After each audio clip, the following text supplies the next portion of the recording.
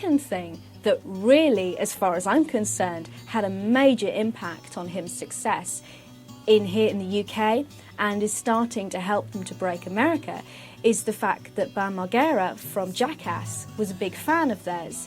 I think it was just basically that he'd heard their music and he really started getting into them, and he had the him Heartogram logo tattooed on, and he approached them and he said, look, I'm really interested in producing like a promo video for you. Would you be up for it? And they're like, sure, you know, we got no problem with that.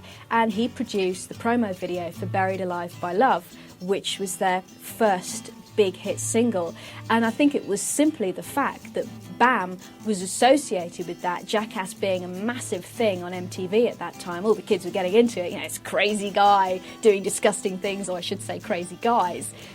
Becoming that famous is, of course, affecting you in a way.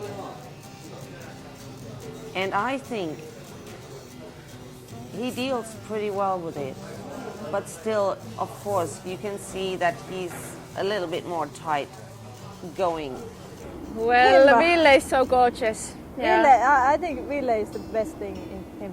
Yeah, I think it's too. I've been in this bar in Helsinki and Ville has been there with me. No, in Lost and Found. Okay.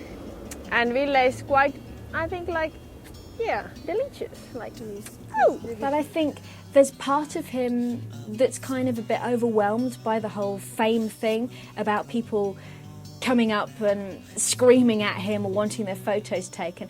I've never known him to say, no, I'm not going to sign an autograph, or no, I'm not going to have a photo taken. He's very, you know, polite and he will do these things. But I think at the same time, I think he finds it a little bit unnerving. It seems some fans are prepared to go to any lengths just to get a piece of their idol. In particular, one crazed fan who terrified Veal with a pair of scissors. And I just saw her like with scissors. But she was walking like this with the scissors. It looked like Psycho, you know, like and I was getting like, fucking what is she doing now, you know? And she was taking the scissors and clipped off a bit of Villa's hair, and at the same moment I jumped to her, like, because I thought she was about to kill him, you know. It was like, man, and he got really psyched out, you know. He was like, oh my goodness, what was that, you know. It's like fucking hard to take for a guy. In Finland, people are different. There's a different kind of approach to fame than there is over here.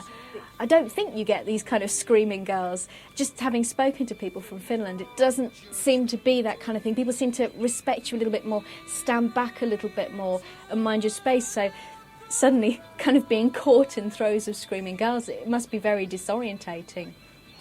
I had one fan who had a little dog, and that fan even tattooed the dog with a heartogram, believe it or not.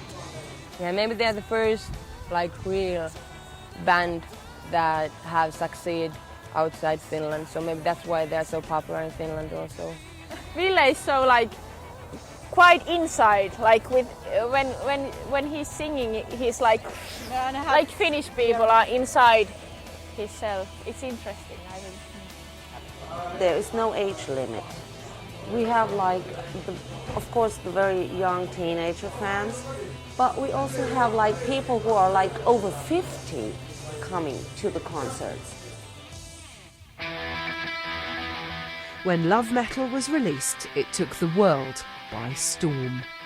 It was mixed by legendary producer Tim Palmer, who had worked with artists such as U2 and Faith No More.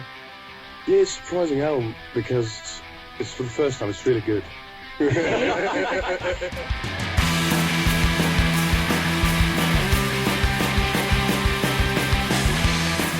The album delivered soaring vocals and lashing riffs that had audiences around the world at its mercy. It was the seminal hymn album. We had a great time recording it, and we're really happy actually how it is at the moment. And everybody seems to, people have heard it already. Most of the people have been liking it. It's a bit more, so there's a bit more of the Iggy Pop and the Stooges, that raw power, sort of like energetic, sort of like that sort of like aggression and all that. But it's still very melodic and very melancholic and very sentimental. Now when they made their fourth album, Love Metal, it was different than the third previous ones. And I think that was a good thing for their career. Because like if they would have made the same type of album that the three first ones were, that would have been a not that good thing for their career. But for some reason they found it the second gear, and Love Metal is more rock. You can hear bits and pieces of all the three previous albums in there, but melted good together. Every time we play him on ARFM, the phone lines take off. Particularly when we started playing Love Metal for the first time. They're a band that are generating new interest all the time.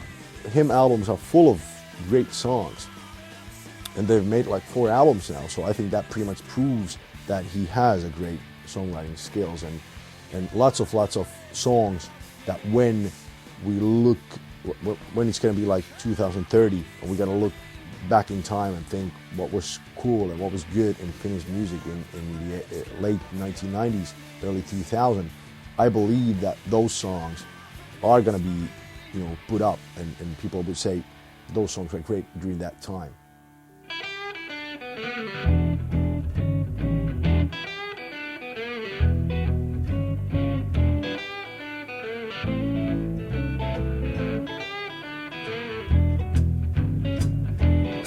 The next stage in HIM's meteoric rise is to break the US, an elusive market filled with challenges and rewards.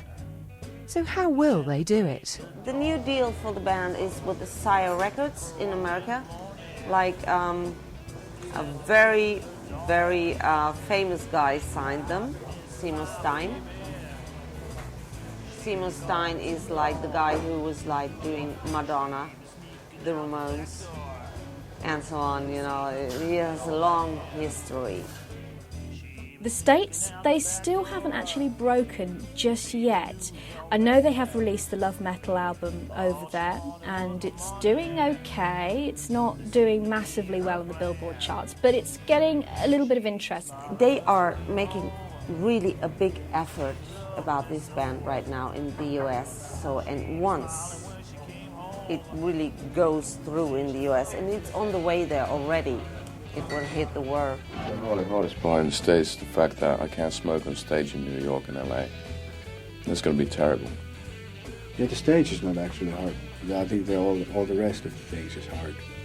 It's not really hard to play, but it's all the things surrounding the event. For example? Like not know where you're going. Okay.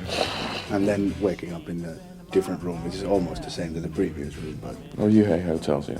Yeah, I can't take it.